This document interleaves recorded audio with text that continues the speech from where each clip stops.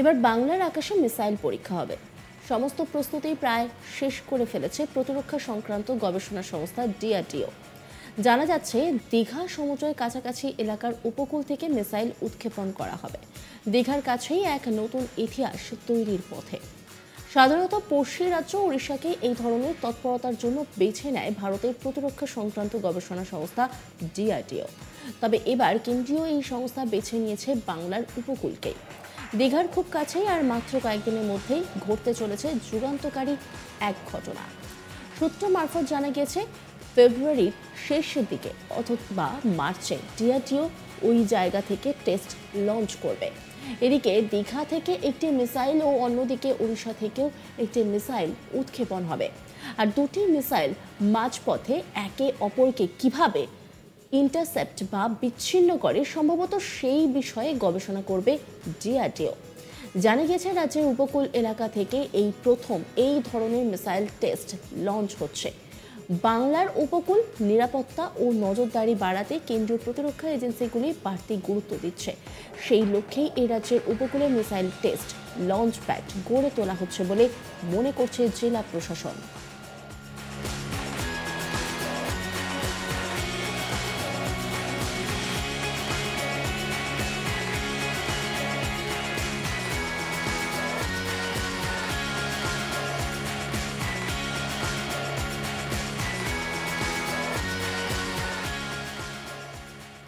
এই নিয়ে একটি রিপোর্ট তুলে ধরেছেন আমার কলিগ চন্দন, দেখাবো আপনাদের। ভারতীয় উপকূল রক্ষা বাহিনীর মুকুটে আরো 28টি রেডার স্টেশন তৈরির কাজ শুরু করেছে ইন্ডিয়ান কোস্টগার্ড। মঙ্গলবার হলদিয়া কোস্টগার্ডের একটি অনুষ্ঠানে জয়েন করে এমনটাই ঘোষণা করেন কোস্টগার্ডের আইজি ইকবাল সিং চৌহান। তিনি ঘোষণা করেন যে ভারতবর্ষ জুড়ে এখনো পর্যন্ত 56টি রেডার স্টেশনে কিন্তু নজরদারি চালানো হচ্ছে। এরপর আরো 28টি রেডার স্টেশন কিন্তু ভারতীয় নৌবাহিনীতে যুক্ত করা হচ্ছে, যার মধ্যে একটি রেডার স্টেশন পূর্ব মেদিনীপুর জেলার সমুদ্র সৈকত দীঘা, সেখানে কিন্তু তৈরি করা হচ্ছে। জেলা প্রশাসন সূত্রে যেটা খবর, কন্টাই 1 নম্বর ব্লকের বিরামপুর সেখানে কিন্তু 2.83 কোটি টাকার বিনিময়ে মোট 8 একরেরও বেশি একর জায়গা ইতিমধ্যেই রাজ্য সরকারের পক্ষ থেকে কেন্দ্রীয় নিরাপত্তার সাথে ডিআরডিওকে দেওয়া হয়েছে এবং সেই ডিআরডিওর গবেষণা কেন্দ্র তৈরির কাজ ইতিমধ্যেই জোর কদমে চলছে। এবং জেলা প্রশাসন সূত্রে যেটা জানা যাচ্ছে যে আগামী ফেব্রুয়ারি থেকে মার্চের প্রথম সপ্তাহে কিন্তু সেখানে গবেষণামূলক পরীক্ষার কাজ শুরু হবে। কি গবেষণামূলক পরীক্ষার কাজ শুরু হবে, যেটা জেলা প্রশাসন সূত্রে জানা যাচ্ছে যে মিসাইল উৎক্ষেপণ অর্থাৎ মিসাইলের গবেষণার কাজ কিন্তু এই ডিআরডিও অফিস থেকে করা হবে।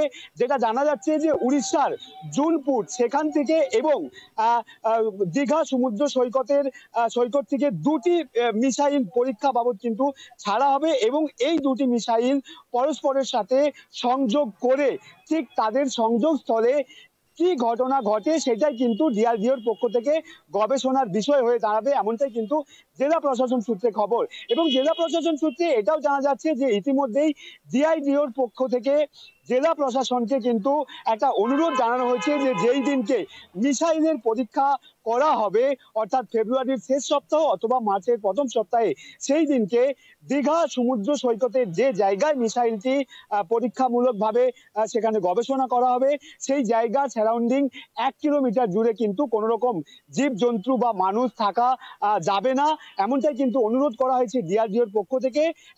এমনটাই কিন্তু জেলা প্রশাসন সূত্রে আমরা খবর পাচ্ছি এবং এটাও জানানো হচ্ছে যে খুব দ্রুততার সঙ্গে ডিআরডিও গবেষণা কেন্দ্রের কাজ ইতিমধ্যেই দীঘার সমুদ্র সৈকতে করা হচ্ছে এবং যেটা জানা যাচ্ছে যে কন্টাই 1 নম্বর ব্লকের বিরামপুর এলাকায় কিন্তু এই রেডার স্টেশন তৈরির কাজ। অন্যদিকে দেশ জুড়ে সমুদ্র তীরবর্তী এলাকাগুলিতে নজরদারি আঁটোসাঁটো করতে দেশ জুড়ে নতুন করে 28টি রেডার স্টেশন তৈরি করছে ভারতীয় উপকূলরক্ষী বাহিনী। এই মুহূর্তে 56টি রেডার স্টেশনের মাধ্যমে সমুদ্রের নজরদারি চালানো হয়। নতুন এই রেডার স্টেশনগুলি এবছরের আগস্ট মাসের মধ্যে শেষ করার লক্ষ্যমাত্রা নেওয়া হয়েছে। মঙ্গলবার হলদিয়ার 48তম কোস্টগার্ড রাইজিং ডে অনুষ্ঠানে এসে এই কথা জানিয়েছেন কোস্টগার্ডের ইন্সপেক্টর জেনারেল ইকবাল সিং চৌহান। তিনি জানিয়েছেন এই মুহূর্তে বাংলা ও উড়িষ্যার 2টি করে রেডার স্টেশন কাজ করছে। এবার 2 রাজ্যেই নতুন করে আরও 2টি করে রেডার স্টেশন করার কাজ প্রায় শেষের পথে বলে জানিয়েছেন তিনি।